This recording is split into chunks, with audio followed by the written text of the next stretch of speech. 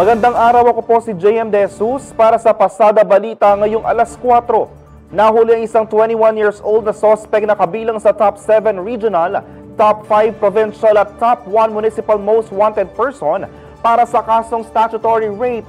Nadakip ang suspect sa isinagawang manhunt operation sa Barangay Santo Rosario, Minalin, Pampanga, alas 10 ng umaga nitong Martes, September 2. Pinangunahan ni Police Colonel Eugene Marceno kasama ang Minalin Police Station, 302nd Regional Mobile Force Battalion, Provincial Intelligence Unit at Regional Intelligence Unit 3. Ang suspect ay nasa ilalim na ngayon ng kustodiya ng pulisya.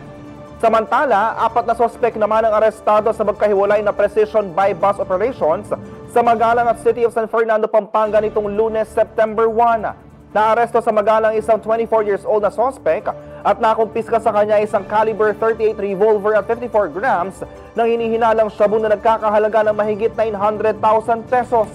Habang nadagip sa City of San Fernando sina alias Soy at na isang high-value individual kasama sina alias Ram at Lando na ngayon ay nasa kustodiya na ng San Fernando CPS.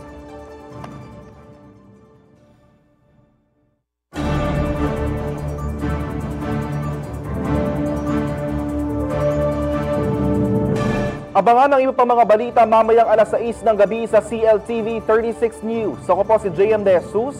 Magandang araw po.